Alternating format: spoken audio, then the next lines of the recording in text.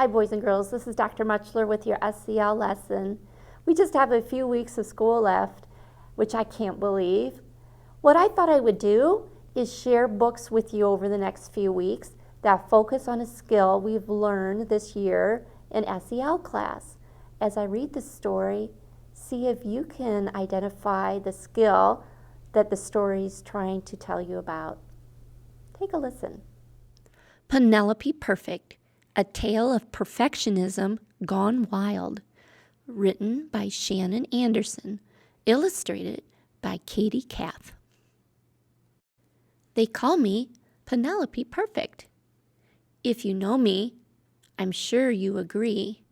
Have you ever heard of Old Faithful? Well, that geyser has nothing on me.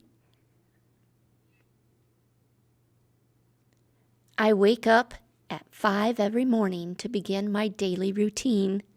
I smooth all the wrinkles out of my sheets and make my room perfectly clean. Next, I do 10 jumping jacks to follow my exercise chart. For breakfast, I eat pancakes. My mom makes them shaped like a heart. I pack up my lunchbox and school bag. I get dressed, and I feed my cat, Gus. I kiss my mom and dad goodbye and head outside to the bus. At school, I straighten my desk just so. I sharpen 6 pencils, too. I ask about extra credit and recheck the work that is due. At lunchtime, I pull out some wet wipes to kill all the germs on the table. I turn all my food to face me so I can read every label. At recess, I rewrite my lessons. I can't stand to have sloppy notes. I practice my spelling words twice and brush up on my Abe Lincoln quotes. I climb on the bus to go home and tackle my schoolwork at 4. I eat dinner with Mom and Dad, then study my lessons some more. I put on my favorite PJs, brush my teeth, and comb my hair. My parents tuck me in at 8 with my cat and my teddy bear. I don't fall asleep till much later. There are so many thoughts in my head. I need to double check the list I keep safely by my bed. I love to be prepared with every detail on track, but sometimes a sudden storm throws things way out of whack. I snooze through the thunder and lightning, deep in a very sound sleep. And at 5 o'clock in the morning, my trusty alarm doesn't beep. The storm must have knocked out the power. We've all slept till past 8 o'clock. I don't have time to shower or even to find matching socks. My bed is rumpled. My hair is a mess. I can't fix the wrinkles in my polka dot dress. I run to my parents' room crying. What are we to do? My watch says it's 8:17. Please tell me it isn't true. My dad leaps straight out of bed while I scoop up all my stuff. The plum I grabbed for breakfast will have to be enough. Dad takes me to school and I gulp. What will the other kids say? I've never been late for anything. I just know this will be a bad day. The tardy bell rings through the hallway. I sigh and open the door. Everyone turns as I walk in the room, and their jaws nearly hit the floor.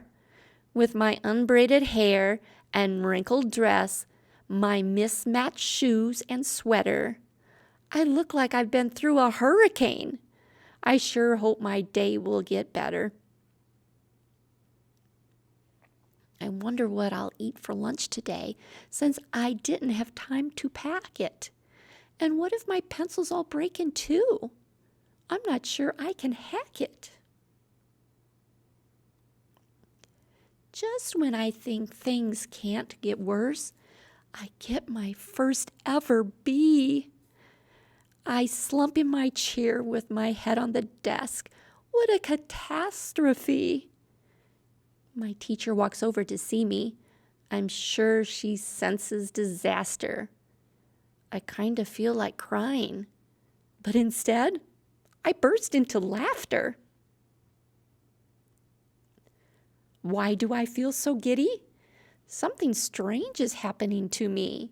My wrinkled clothes are so comfy, and my messy hair makes me feel free. I decide to go out for recess. My notes can wait for a while. The other kids look surprised at first, and then they start to smile. To think of all those days I stayed in when I could have been playing kickball. The truth is, I can't stop smiling. Recess is fun, after all. A wonderful feeling of freedom fills up my mind and my heart. Maybe a day can end happy, even after a terrible start. I survived this memorable school day, do my homework, and help Mom and Dad.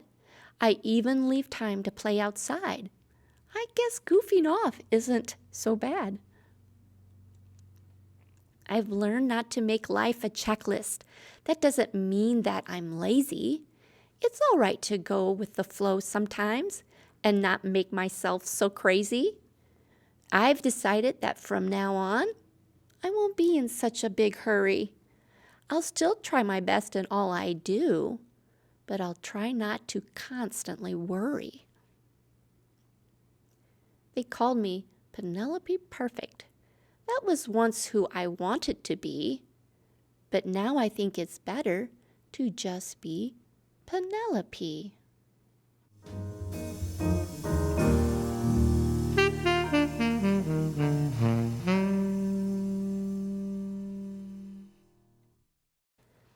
Boys and girls, I hope you enjoyed Penelope Perfect.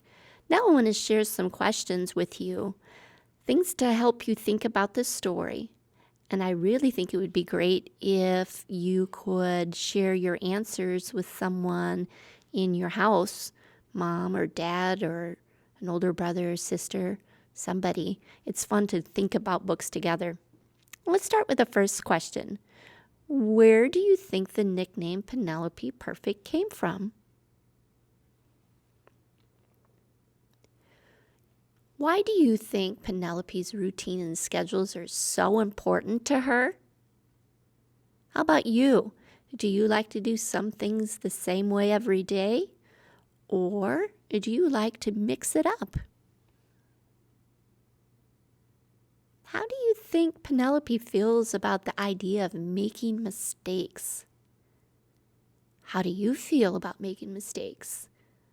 What do you do when you make a mistake? Why doesn't Penelope go to sleep right away the night of the big thunderstorm? What kinds of thoughts do you think are going through her mind? How about you? What do you think about during a big thunderstorm?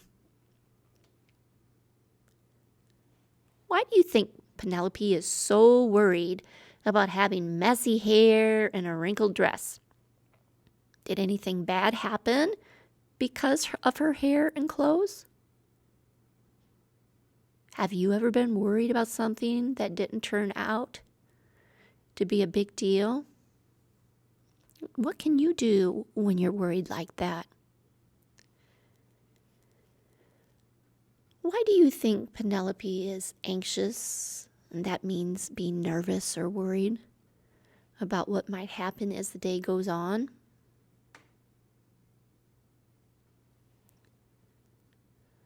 When the other students get over the surprise of Penelope joining them for recess, how do they react?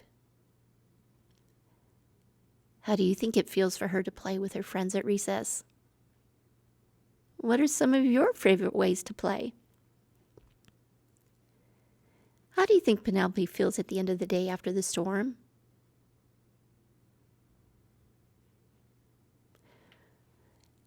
And what do you think Penelope means when she says, "Now I think it's better just to be Penelope"? What does it mean to be yourself? I hope these questions help you think about the story and maybe learn some things about yourself. Boys and girls, I enjoy sharing books with you, and I look forward to next week when I share another book about a skill we've learned throughout the year. Remember, you can always reach me by my email, lmuchler@byron226.org. Take care. Bye.